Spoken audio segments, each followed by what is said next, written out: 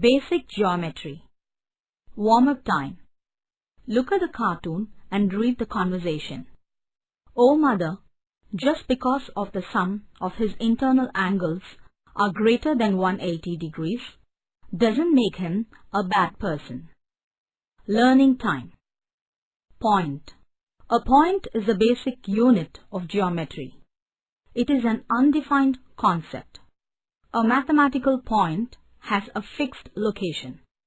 It cannot be moved. Capital letters of English alphabet are used to show different points represented by dots. It is a mark of position and has an exact location. It has no length, breadth, or thickness. It is denoted by a dot made by the tip of a sharp pencil. It is denoted by a capital letter. In the given figure, P, Q, R represents different points. Line. A line is a collection of points extended endlessly, infinitely in the both directions along a straight path. It is a straight path which can be extended indefinitely in the both directions. It is shown by two arrowheads in opposite directions. It does not have any fixed length. It has no endpoints. It is denoted as AB or BA and is read as line AB or line in the BA. It can never be measured. Infinite number of points lies on the line. Sometimes it is also denoted by small letters of English alphabet. Ray. A ray is a part of a line. It has one end point and goes on endlessly in one direction. It is a straight path which can be extended indefinitely in one direction only, and the other end is fixed. It has no fixed length. It has one end point called the initial point. It cannot be measured. It is denoted as OA and is read as ray OA. A number of rays can be drawn from an initial point O. Ray OA and ray OB are different because they are extended in the different directions. Infinite points lie on the ray. Line segment. A line segment is a part of a line. It has two endpoints. The dots represent the points. It is a straight path which has a definite length. It has two endpoints. It is a part of the line. It is denoted as AB or BA. It is read as line segment AB or line segment BA. The distance between A and B is called the length of AB. Infinite number of points lie on a line segment. Two line segments are said to be equal if they have the same length. Plane. A plane is a flat surface that goes on endlessly or extended indefinitely in all directions. A plane is a collection of an infinite number of points. A plane contains an unlimited number of lines, line segments of rays. A smooth, flat surface gives us an idea of a plane. The surface of the table, wall, blackboard, etc. is smooth and flat. It extends endlessly in all the directions. It has no length, breadth, or thickness. Here we have shown a portion of a particular plane. We can draw certain figures like square, rectangle, triangle, and circle on the plane. Hence, these figures are also called plane figures. Incidence properties of lines in a plane. An infinite number of lines can be drawn to pass through a given point in a plane. Two distinct points in a plane determine a unique line. One and only one line can be drawn to pass through two given points, that is, two distinct points in a plane. This line lies wholly in the plane. Infinite number of points lie on the line in a plane. Two lines in a plane either intersect at a point or they are parallel to each other. Collinear points. Two or more points which lie on the same line in a plane are called collinear points. The line is called the line of collinearity. Two points are always collinear. In the adjoining figure, points A, B, C are collinear, lying on the line. Points X, Y, Z are not collinear because all the 3 points do not lie on a line. Hence, they are called non-collinear points.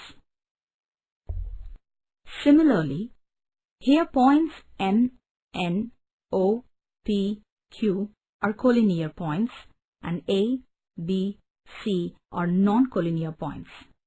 Note, 2 points are always collinear. Concurrent lines. 3 or more lines which pass through the same point are called concurrent lines, and this common point is called the point of concurrence. In the adjoining figure, lines P, Q, R, S, T, U intersect at point O and are called concurrent lines. Two lines in a plane. Intersecting lines. Two lines in a plane which cut each other at common point are called intersecting lines, and the point is called the point of intersection. In the adjoining figure, lines L and M intersect at point O. Parallel lines. Two lines in a plane which do not intersect at any point, that is, they do not have any point in common, are called parallel lines. The distance between the two parallel lines remain the same throughout. These are the fundamental geometrical concepts explained above using figures.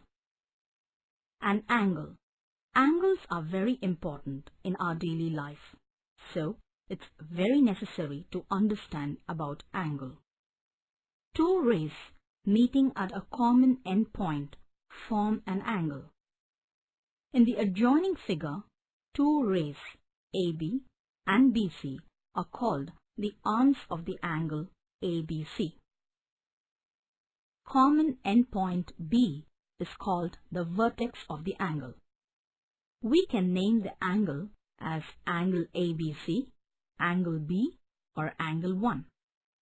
The symbol for denoting an angle is. The unit for measuring an angle is degree and is denoted as.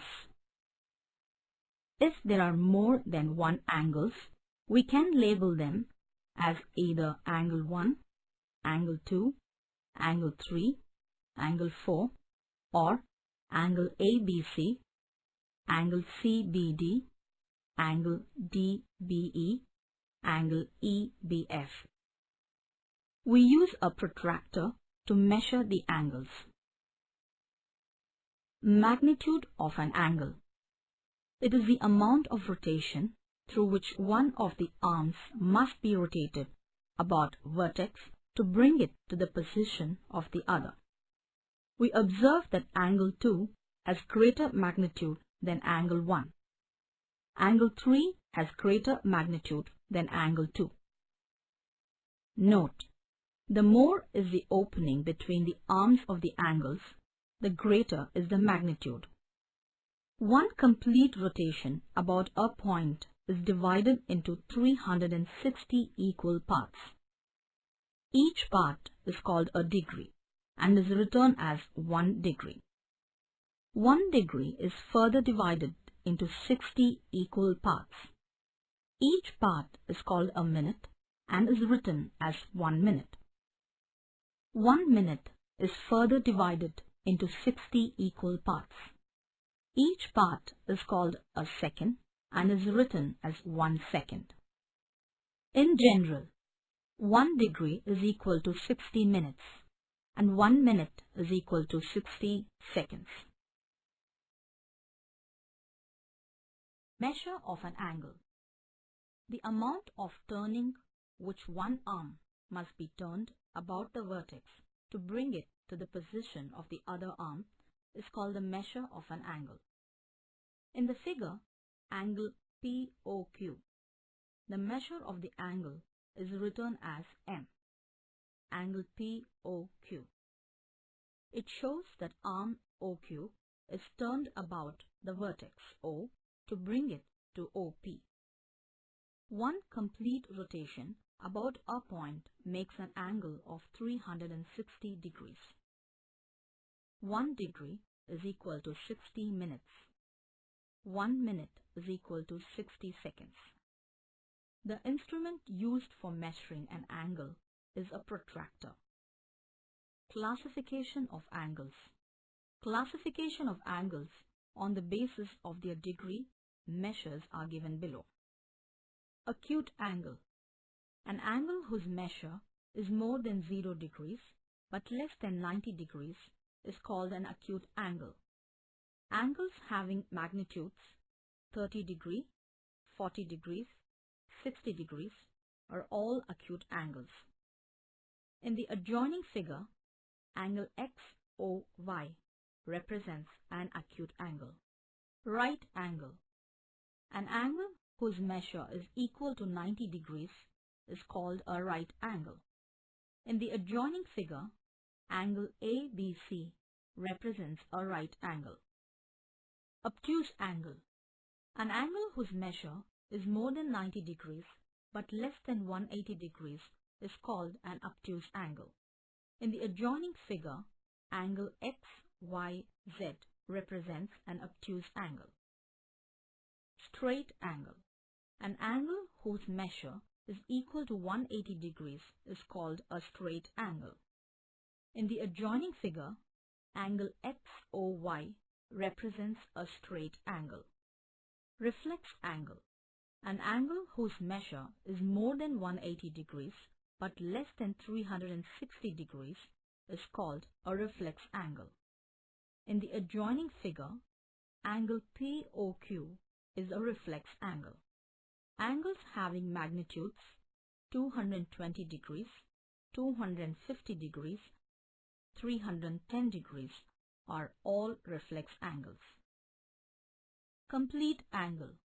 An angle whose measure is equal to 360 is called a complete angle. In the adjoining figure, angle BOA represents a complete angle. 60 minutes is equal to 1 revolution, is equal to 1 complete angle. These are the adjoining figures of the classification of angles on the basis of their degree measures. Related angles. Related angles are the pair of angles and specific names are given to the pair of angles which we come across. These are called related angles as they are related with some condition. Drawing angles using a protractor. For drawing angles using a protractor, we will need a pencil and a ruler and simply observe the following steps. Step 1. Draw a baseline with a ruler. Step 2. Mark the point on the baseline where the vertex will be located. Step 3. Put the protractor on the baseline and make sure its center point is exactly on the vertex. Step 4. Starting from 0, follow the curve of the protractor until you get to the size of the angle you need. Put a mark at this point. Step 5.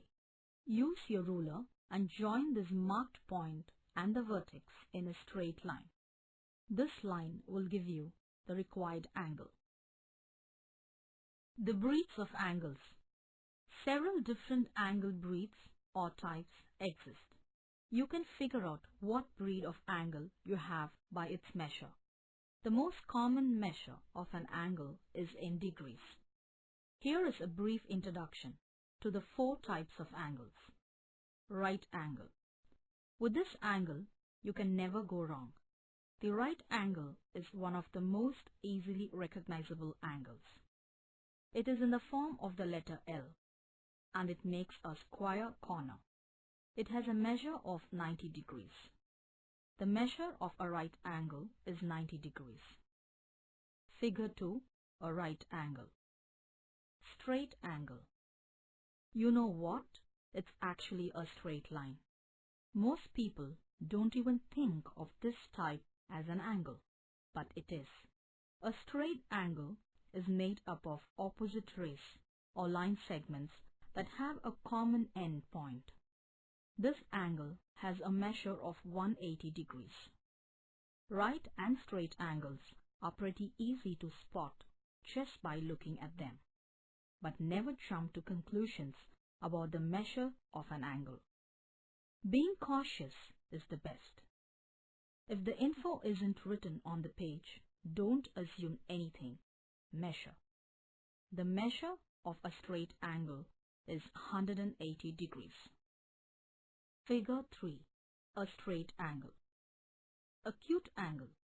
It is the adorable angle. Actually, it is just a pinch. It's any angle that measures more than 0 degrees but less than 90 degrees. An acute angle falls somewhere between non-existent and a right angle. Figure 4. Acute angles at 45 degrees. Figure A. 60 degrees, figure B, and 30 degrees, figure C. Obtuse angle. This type is just not as exciting as an acute angle. Its measure is somewhere between a right angle and a straight angle. See figure 5. It is a hill you must climb, a mountain for you to summit. It has a measure of more than 90 degrees, but less than 180 degrees. Figure 5. Obtuse angles at 95 degrees. Figure A, 125 degrees, figure B, and 175 degrees, figure C. Angles are most commonly measured by degrees, but for those of you who are sticklers for accuracy, even smaller units of measure can be used. Minutes and seconds. These kinds of minutes and seconds are like the ones on a clock. A minute is bigger than a second. So think of a degree like an hour and you've got it down. 1 degree equals 60 minutes. 1 minute equals 60 seconds. Before measuring an angle, spec it out and estimate which type you think it is. Is it a right angle, a straight angle, acute or obtuse? After you estimate it, then measure the angle. Follow these steps. Place the notch or the center point of your protractor at the point where 3 sides of the angle meet, the vertex.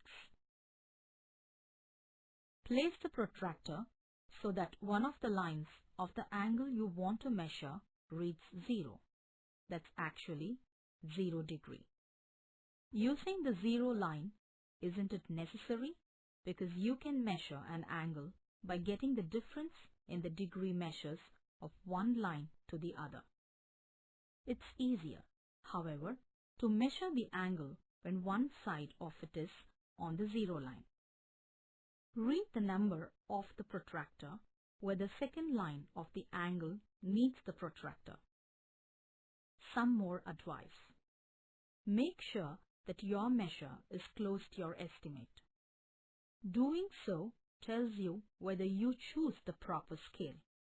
If you were expecting an acute angle measure but got a seriously obtuse measure, you need to rethink the scale you used. Try the other one. If the sides of your angle don't reach the scale of your protractor, extend them so that they do. Doing so increases the accuracy of your measure. Remember that the measure of an angle is always a positive number. So what do you do if your angle doesn't quite fit on the protractor scale? Look at figure 6 for an example. The angle in this figure has a measure of greater than 180 degrees. Now what? Sorry, but in this case, you are going to have to expend a little extra energy. S. You have to do some math. These angles are known as reflex angles, and they have a measure of greater than 180 degrees. Measure of these angles is 180 degrees plus 45 degrees, which is equal to 225 degrees. Figure 6. Reflex angles don't fit on the protractor scale, so you gotta do some math to measure them. Draw a line so that you have a straight line. See the extended dots on a figure 6. The measure of this portion of the angle is 180 degrees because it's a straight angle. Now measure the angle that is formed by the extension line you just made and the second side of the original angle you want to measure. If you get confused, just look figure 6. Once you have the measure of the second angle, add that number to 180. The result is the total number of degrees of the angle. In figure 6, 180 degrees plus 45 degrees is equal to 225 degrees. Activity. State whether the following are line, ray, or line segment. Fill in the blanks with ray, line, line segment in the appropriate place. OA is a, ED is a, JH is a, IB is a, CF is a, OJ is a, JG is a, OI is a, OE is a, JI is a, AN is a, LM is a, KC is a, DJ is a, HI is a, DG is a, AF is a, DH is a, AD is a, EJ is a. Classify each angles as acute, obtuse, right, or straight.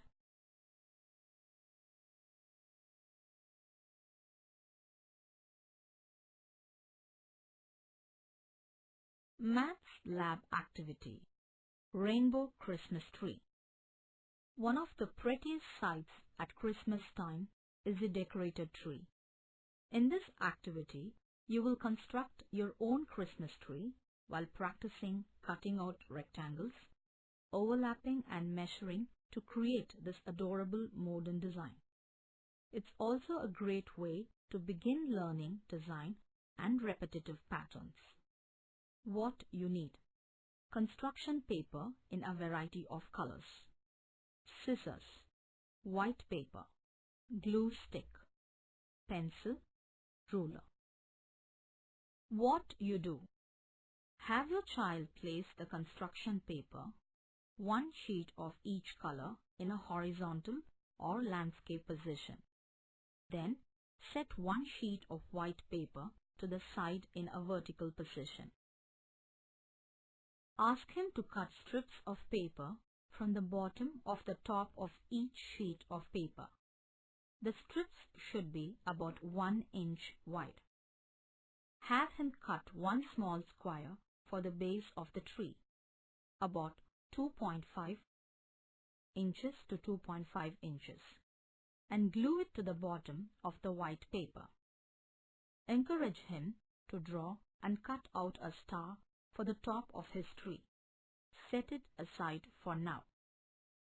Ask him to lay out the strips of colored paper on the white paper, overlapping them to create the basic shape of the Christmas tree. Don't worry if the paper extends over the edges of the tree. It will be cut down later. Encourage him to play with changing up the colors and various ways of slanting the rectangles, overlapping them to create his tree. When the rectangles of paper are in their final positions, have him use the ruler to lightly draw a straight line, not a diagonal, where the paper should be cut. Have him carefully lift up each edge of paper and cut it along his drawn line. Then glue it in place. Continue cutting and gluing until all rectangles are adhered in position from top to bottom, small to large. Complete the Christmas tree by having him glue the star at the very top of the tree.